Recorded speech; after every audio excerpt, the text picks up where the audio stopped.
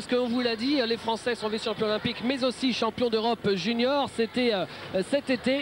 On va vous les représenter pour que vous puissiez mettre un visage sur le nom de ces héros. Et on va en profiter aussi pour vous remontrer un sujet absolument magnifique de Nicolas Baillou avec des images exclusives de ce titre de champion d'Europe junior. C'est juste après la pub. À tout.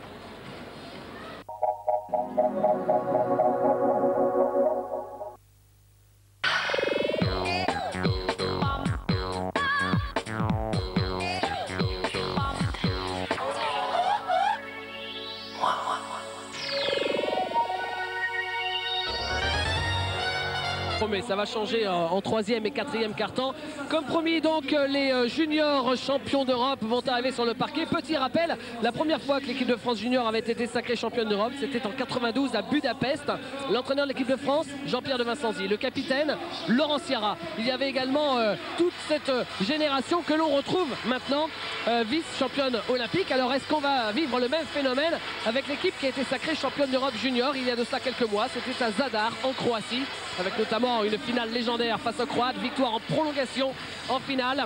Une équipe qui compte dans ses rangs Michael Pietrus et Tony Parker, vous les voyez ici, mais aussi des joueurs comme Ronny Turiaf, David Frapro, Michalski, Sakzak et bien évidemment j'en oublie encore tous les autres. Les voilà, ovation du public de l'Astrobal, et on vous repropose, vous l'avez peut-être déjà vu, le sujet de Nicolas Baillou. Il a fait un énorme boulot de recherche pour trouver toutes les images cultes de cette épopée des champions d'Europe junior. Hommage tout de suite, regardez, vous allez revivre ce moment magnifique. Et tenez, regardez Boris Dio, vous les découvrez tous, ces joueurs, c'est l'avenir du basket français. Yvan Ménini qui remet ici à Ronny Turiaf par exemple sa petite médaille. Allez, c'est parti pour le sujet.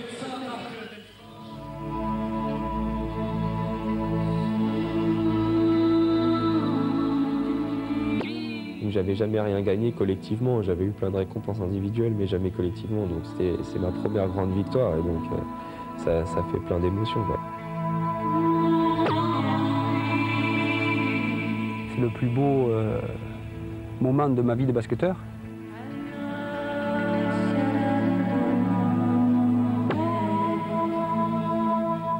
Ça représente quand même quelque chose de grandiose et on en est conscient et on en est content. Son champion d'Europe et rentre ainsi dans la légende du basket français.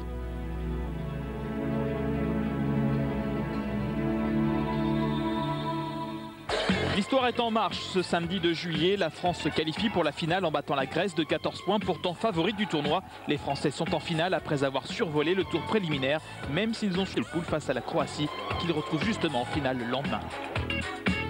Chaque fois qu'on a le contrôle et qu'ils ont voulu gagner, ils ont gagné.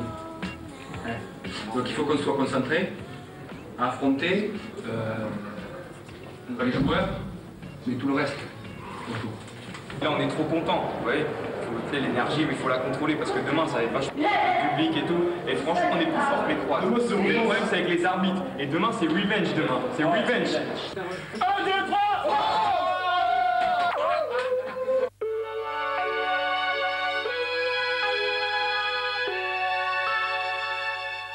Quand on est arrivé, il y avait des bouteilles, de pièces, le public était très excité. Donc quand on est rentré, on a eu droit à une sérénade. Mais les garçons sont arrivés, ils étaient prêts quoi. Je crois qu'ils étaient prêts. Quand nous on est arrivés dans la salle pour s'échauffer, là, siffler et tout, c'est pour pas qu'on a fait notre cri au milieu de terrain et tout ça.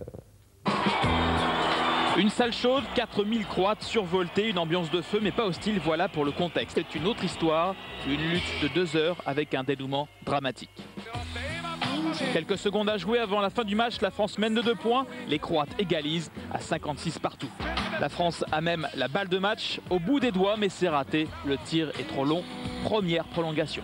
60-58 pour les Croates, Boris Dio a 2 lancers francs. À ce moment de la finale, il en est à 0 sur 2, mais ces 2 tirs rentrent avec un peu. C'est la dernière possession du match et c'est la plus folle. Successivement, le ballon est perdu par les Croates, puis par les Français qui sont tous en attaque, sauf Boris Dio qui se retrouve face à 4 Croates, mais le Français scotche la balle contre le panneau.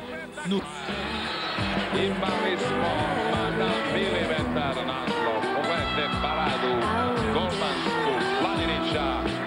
J'ai essayé de ne pas faire faute, mais bon, de toute façon il fallait, sinon il marquait. Donc de toute façon il fallait le faire. L'atmosphère devient délirante, mais les Français tiennent leur victoire dans cette deuxième prolongation grâce à ce panier de Guillaume Nyanggo. Il mène d'1 point à 15 secondes du terme, mais sur la dernière attaque croate, l'ordinaire contre Michael Pietrus. Popovic, la star, ne s'en soucie pas, plus 1 pour la Croatie et 6 secondes de jeu. On croit que c'est fini, c'est sans compter sur cette longue passe de David Frappo pour Ronny Turiaf qui en déséquilibré ailleurs. Plus 1 pour la France, 65-64.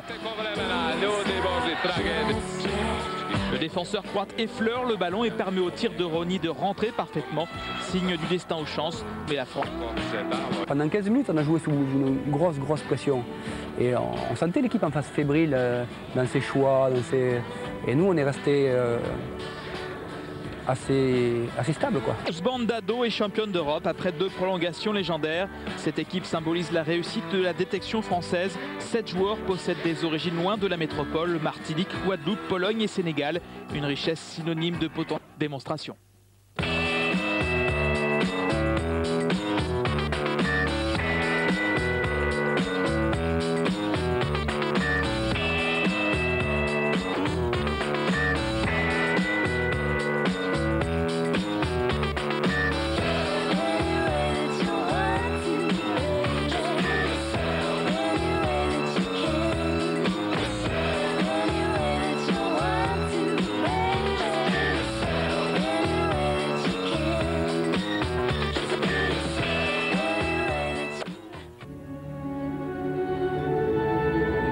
Ce titre arrive 8 ans après celui d'une autre équipe de France, celle qui est l'actuelle vice-championne olympique qui en 92, avec Sanzi aux commandes, Cyril Julien, Olivier Saint-Jean à l'époque et Laurent Ciara avaient été sacrée championne d'Europe.